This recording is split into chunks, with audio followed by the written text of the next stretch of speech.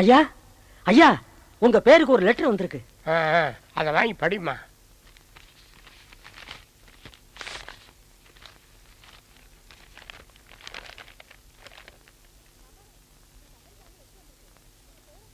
மாமா, உங்களுக்கு அமெரிக்கால இருந்து லெட்டர் வந்திருக்கு. உங்க பேரன் சாகல, உயிரோட தான் இருக்கான். என்னது? ஏன் பேரனா? என்னம்மா சொல்ற? ஆமா மாமா, சின்ன வயசுல ஆத்தோட அடிச்சுட்டு போன உங்க பேரனை பரிசல்காரங்க காப்பாத்தி கரையில போட்டிருக்காங்க. அங்க சுற்றுலா வந்த வெளிநாட்டுக்காரங்க அவன் அமெரிக்கா கூட்டிட்டு போய் வளர்த்திருக்காங்க. இப்ப அவன் உங்களை பாக்குற ஆசையில இந்தியாவுக்கு வரேன்னு எழுதியிருக்கான்.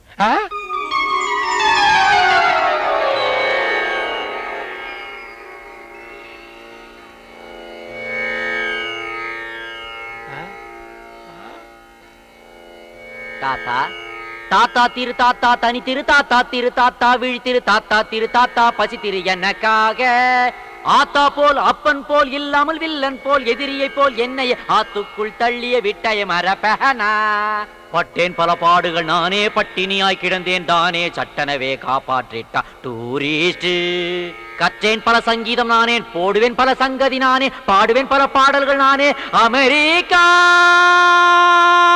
சானி தனி தபதா பம பாபா கம பதனி தபம கம ப கம கரி சா ரீ சா ரீ. சாரி தாத்தா. நல்லா நல்லா நல்லாவே. என்ன மாமா, கற்பனைக்கு போயிட்டீங்களா?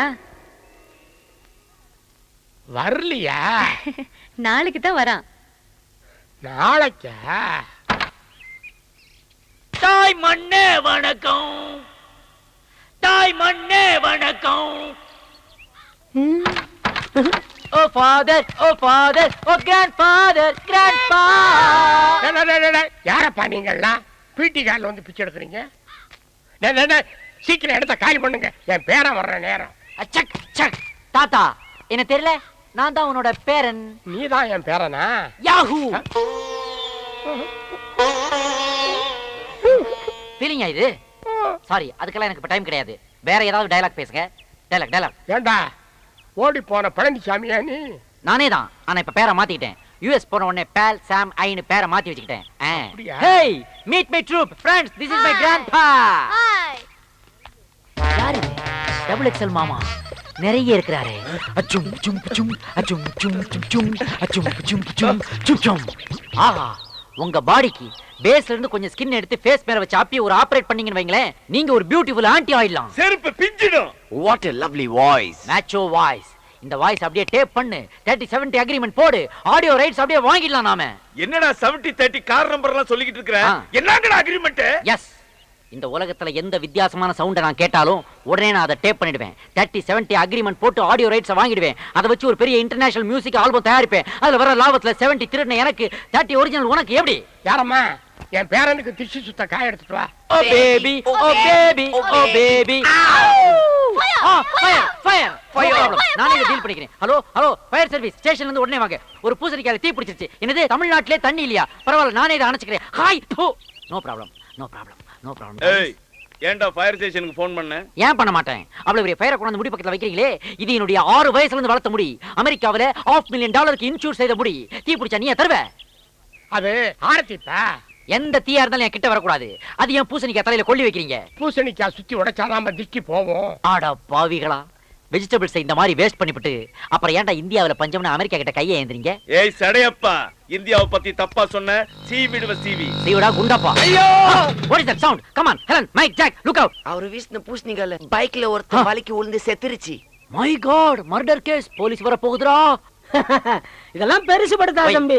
அம்மாவாசைக்கு அம்மாவாசை திஷ்டி கழிக்கும் போது இப்படி பூசணியா போட்டு உடைப்பான். அப்ப எவனாவது விழுந்து அட பாவிங்களா, யூ டேஞ்சரஸ் ஃபெலோஸ். என் பாடியில இருந்து திருஷ்டி எடுக்கிறேன்ட்டு வேற ஒருத்தரை டெட் பாடி ஆக்கிட்டீங்களே. ஹலோ ஜானகியா, நான் உங்க அண்ணன் மணி பேசுறேம்மா. நம்ம சீனு மெட்ராஸ்ல அப்ளிகேஷன் போட்டு அவனுக்கு இன்டர்வியூ கார்டு வந்திருக்கு. இன்டர்வியூ முடியற வரைக்கும் அவன் வீட்டுல தான் தங்க போறான். அண்ணே, உங்களுக்கு என் புருஷனை பத்தி நல்லா தெரியும்.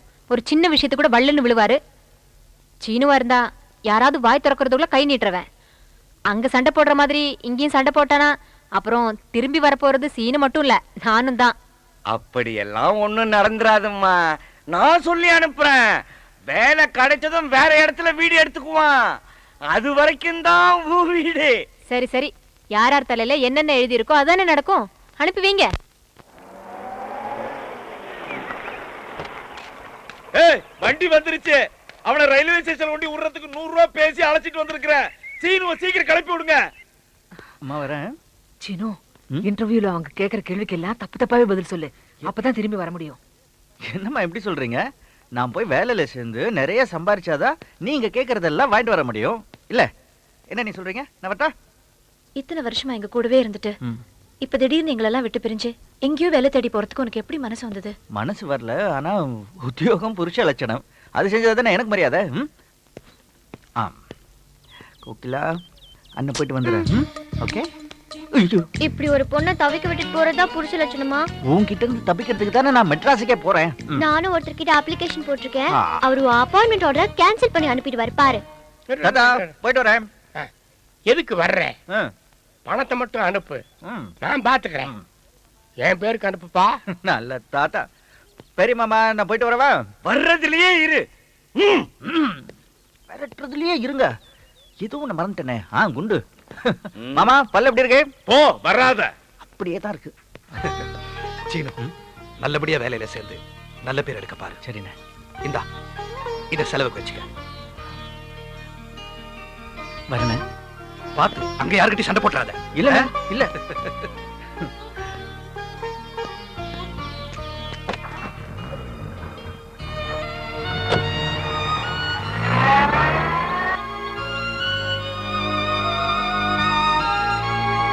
என்னங்க, எனக்கு தெரியுங்க.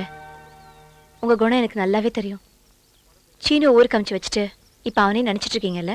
குழந்தையில இருந்தே என் கூட வளர்ந்தவன இப்பதான் முதல் தடவையா பிரியறேன். ஒரு பக்கம் அவனுக்கு பொறுப்பு வரப்போது நினைக்கும் பொழுது சந்தோஷமா இருக்கு. இன்னொரு பக்கம் அவனை பிரியுமே நினைக்கும் போது மனசுக்கு கஷ்டமா இருக்கு. இவ்வளவு பாசத்தை அவன் மேல வச்சுக்கிட்டு எல்லாரோடையும் சேர்ந்து நீங்களும் ஏன் அவனை திட்டுறீங்க? நான் என்ன கோவத்திலேயே திட்டுறேன்? அவன் நல்லா இருக்கணும் தானே திட்டுறேன். நீங்க சொன்னாலும் சொல்லாட்டியும் ஒரு நாளைக்கு உங்களை விட அவன் பெரிய ஆளா வரத்தான் போறான். அவன் நல்லா வந்துட்டானா இந்த உலகத்திலேயே என்னை விட அதிகமா சந்தோஷப்படுறவன் யாரும் இருக்க முடியாது.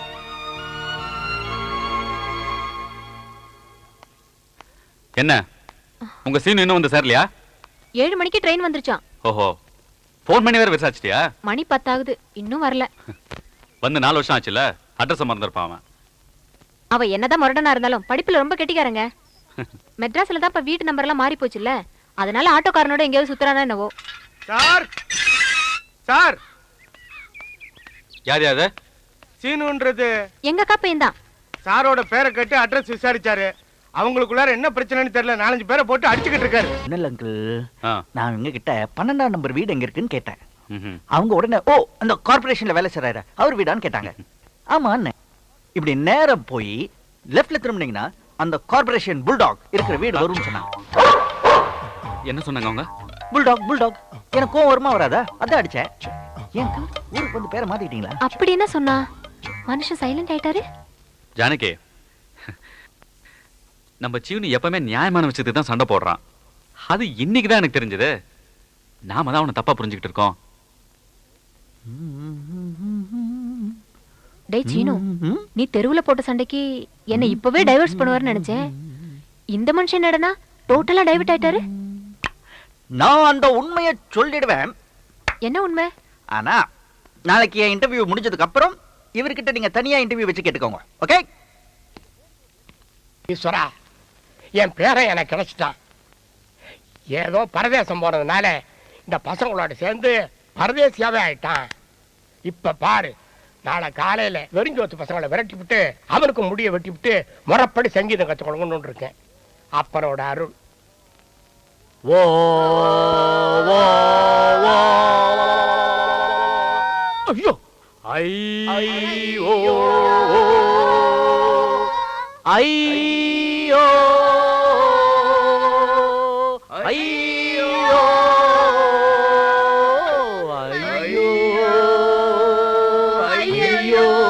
ஐயோ ஐயோ, பெரிய வீட்டுல ஏதோ எவன் வந்துருச்சு. வேற யாரு? பெருசுதான் புட்டுக்குச்சு. ஐயா எட்டடுக்கு மாளிகையில வந்த ராசா, உன்னை யமனுக்கு தான் கொடுத்தேனே. எட்டு ஊர்ல கச்சேரி பண்ண ராசா நீ எரும மேலதான் போனீரோ ஏய் நீங்களா யாரு எதுக்கு ஒப்பாரி வைக்கிறீங்க பெருசு சத்ததை ஏன் மறைக்கிறீங்க? வழக்கமா நம்ம குடும்பத்துல யாராவது செத்தாங்கன்னா நான் தான் பாட கட்டுவேன். முன்பணம் கொடுத்தீங்கன்னா பச்சை பொங்கல் தென்னை உழவு வாங்குறதுக்கு வசதியா இருக்கும். சனிக்கிழமை வேற செத்துருக்காரு, கோழி வேற வாங்கணுங்க. கொஞ்சம் பணம் கொடுத்தீங்கன்னா. ஏய், என்னடா கோலை கட்டுறேன் பாட கட்டுறேன் கோழி வாங்கணும்னு கதை விடுறீங்களா? என்னதான் நடக்குதுங்க? பெரியய்யா நீங்க இன்னும் சாகலையா? உங்களை நம்பி கடை வாங்கி சாராயத்தை வேற அடிச்சு தள்ளுவேன். What is this nonsense? வீட்டுக்குள்ள என்னால நிம்மதியா மியூசிக் பிராக்டிஸ் பண்ண முடியல. ஒரே நியூசன்ஸா இருக்குது. What is this crowd? Who is this fellow bare பாடியா நிக்கிறான்? இவன் பாடியில இருந்து எனக்கு டெட் பாடி ஸ்மெல் வருது. ஏன்டா சண்டை? வாட்?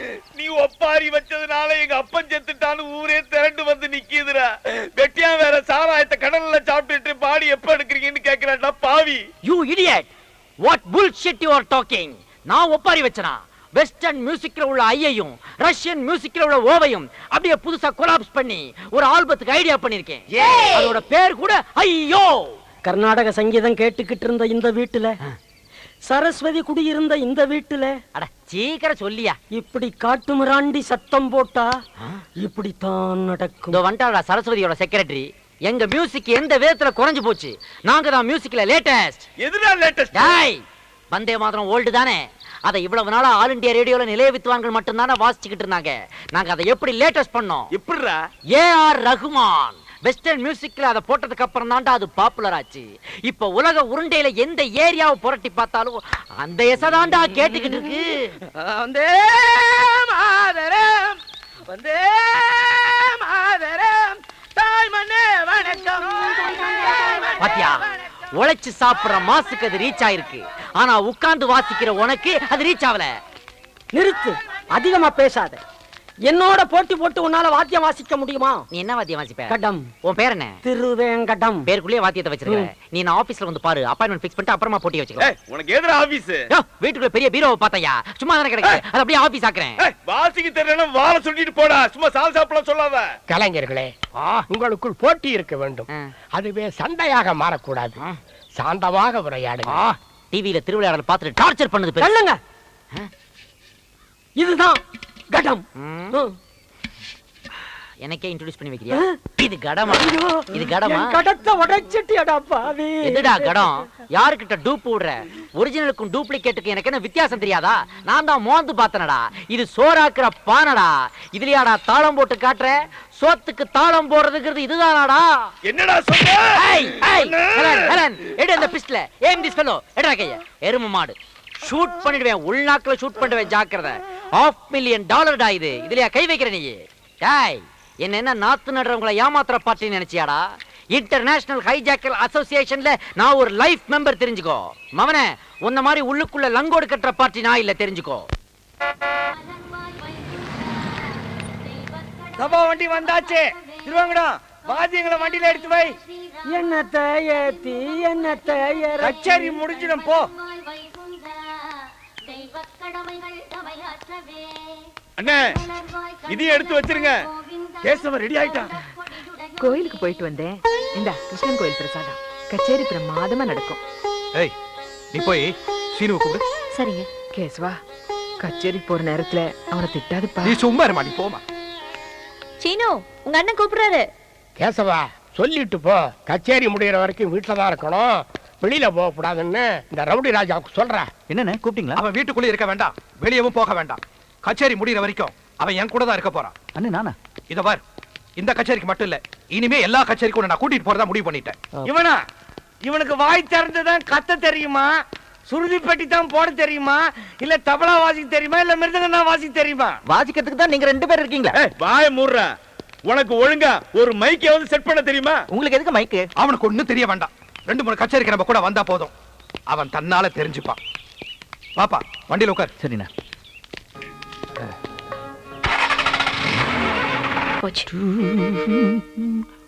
Hello, thank you. எதுக்கு? ஓஹோ, ஓல்ட் மேன் தலையை நான் கடிச்சு குதறிட்டு வந்தேன். அதுக்கு அது கிடக்குது ஓல்ட் கிராம்ஃபோன். ஆண்டவன் என் தங்கச்சியை பேச முடியாம பண்ணிட்டானே தவிர மத்த எல்லா திறமையும் மொத்தமா கொடுத்து வச்சிருக்கான். என் தங்கச்சியை கட்டிக்க போறவ ரொம்ப கொடுத்து வச்சிருக்கா. அவளை கட்டிக்க போறவ மட்டும் இல்ல, உன்னை கட்டிக்க போற நானும் கொடுத்து வச்சேன். அது யாரா அது? என்ன கட்டிக்க போறவ? நான் தான். ஐயோ, நீயா? சாதாரணமா வேஷ்டி கட்டுறதுக்கே நான் 8 தடவை யோசிப்பேன். உன்ன மாதிரி வேஷ்டி எப்படி கட்டிப்பேன்? என்னது? நீ அண்ணியோட தங்கச்சின்ற ஒரே காரணத்துக்காகத்தான் நீ பேசுறதெல்லாம் கேட்டுட்டு நான் வாய் மூடி போயிட்டு இருக்கேன். இல்ல என்ன பார்த்து லுக் கொடுத்து பாரு இந்த 2 கண்ணு. அதை அப்படியே நோண்டி பிளைண்ட் ஸ்கூலுக்கு டொனேட் பண்ணிருப்பாமா. பாக்குறேன். என்ன தவிர உன்னை எவ கட்டிக்கிறான்னு பாக்குறேன். இது பார், அனாவசியமா என்கிட்ட பெட்டு கட்டி எனக்குள்ள ரோஷத்தை உண்டு பண்ணி ஏதாவது ஒரு பொண்ணை இங்க கொண்டு வந்து நிக்க வச்சு இதுதான் என் பொண்டாட்டின்னு என் வாயால சொல்ல வச்சிடாத. Get out. ஓடிப்போ. சரி நானே போறேன். ச்சே, இவங்களுக்குலாம் வேற வேலை கிடையாது. யாரா புதுசா நம்ம வீட்டுக்கு எதிர்க்க கூடி வந்திருக்கான். நம்ம வீட்டுல எத்தனை பேர் இருக்காங்க, அவங்க யாரு இவங்க யாருன்னு ஏகப்பட்ட கேள்வி கேக்குறான். அதோட விட்டா பரவாயில்ல, உங்க வீட்டுல வயலின் வாசிக்கிற பொண்ணு பேர் என்ன, அவங்க எது வரைக்கும் படிச்சிருக்காங்க, அவங்களுக்கு பாட தெரியுமான்னு கேக்குறான். ஒழுங்கா இருக்கதா இருந்தா இருந்துட்டு போ. சீனி சித்தப்பாக்கு தெரிஞ்சா நீ அவ்வளவுதான் சொல்லிட்டு வந்துட்டேன்.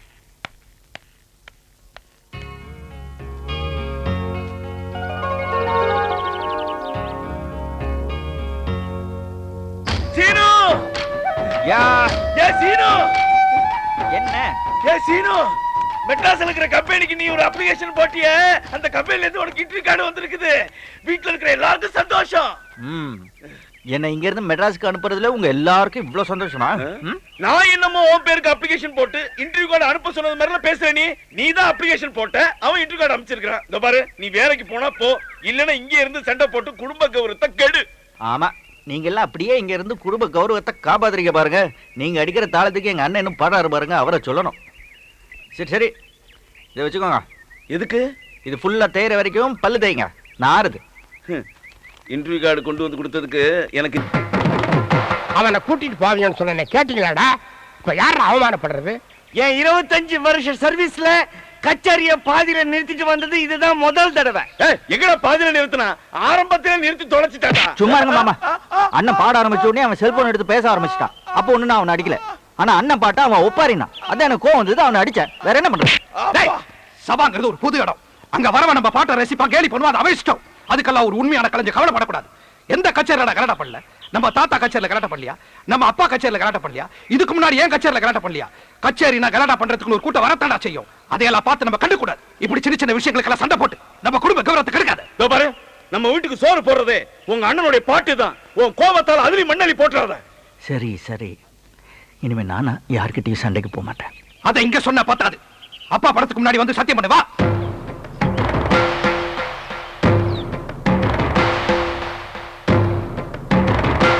சத்தியம் பண்ணு. இனிமே யார்கிட்டயும் சண்டை போட மாட்டேன்னு சத்தியம் பண்ணு.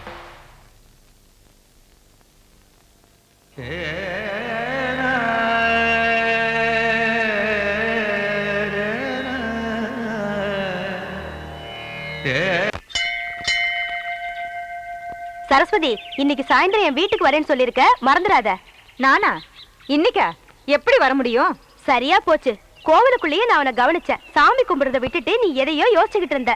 இன்னைக்கு சாயந்தரம் சீனி ஏதோ அறிக்கை வெளியிட போறேன்னு சொல்லி இருந்தார்ல, அது நல்ல செய்தியா இருக்கணும்னு ஆண்டவன்ட்ட வேண்டிட்டு இருந்தேன். ஓ, இன்னைக்கு சாயந்தரம் நாரதகான சபால நம்ம கிரேட் சீனுவோட அனௌன்ஸ்மெண்ட் இல்ல, அதனாலதான் என் வீட்டுக்கு வர ப்ரோகிராம நீ கேன்சல் பண்ணிட்டியா?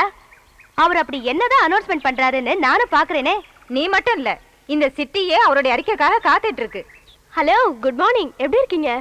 எனக்கு தெரியும் சீனுவோட லேட்டஸ்ட் கெஸ்ட் வந்த உடனே நீங்க வருவீங்கன்னு. சீனுவோட கான மலைய ஆல்பத்தை பத்தி தானே சொல்றீங்க? இது நான் வாங்கி 3 நாள் ஆச்சு. எங்களுக்கே நேத்திக்கு தானே வந்தது, அதுக்குள்ள நீங்க எப்படி வாங்கினீங்க? நான் டைரக்டா ஸ்டார் மியூசிக்ல போய் வாங்கிட்டேன். இன்னைக்கு சாயந்தரம் மிஸ்டர் சீனு ஏதோ அனௌன்ஸ் பண்ண போறாராமே, அதை பத்தி உங்களுக்கு ஏதாவது தெரியுமா? என்ன அவசரம், சாயந்தரம் தான் சொல்ல போறாருல, அங்க போய் கேட்டுட்டா போச்சு. டேய் சங்கரா, இன்ஸ்ட்ருமெண்ட்லாம் வண்டியில ஏத்திட்டியா? இன்ஸ்ட்ருமெண்டா? இன்னைக்கு என்ன கச்சேரின்னு நினைச்சுக்கிட்டியா? சீனு அவன் ரசிகர்களுக்கு ஏதோ சொல்ல போறானா. மாமா 2 பேரும் புறப்பட்டு வாங்க, நான் சொல்ல போறது அங்க வந்து கேளுங்கன்னு சொல்லிட்டான். அங்க சொல்றத இங்க சொல்லிருக்கலாம். கேட்டனே, ஒழுங்கா 2 பேரும் அங்க வந்து கேட்டுங்கன்னு சொல்லிட்டு புறப்பட்டு போயிட்டான்.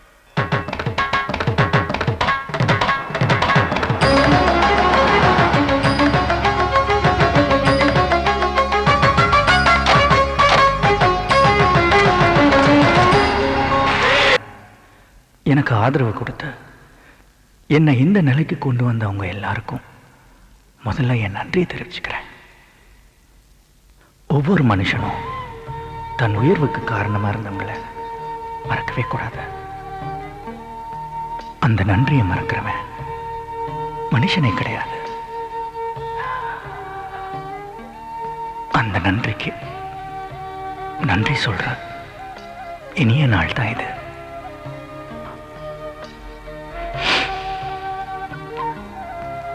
இந்த சீனு எப்படி எல்லாம் இருந்தா, எப்படி இப்படி ஆனா யோசிச்சு பார்க்கிறேன். 10 வருஷத்துக்கு முன்னாடி இதே சீனு தஞ்சாவூர்ல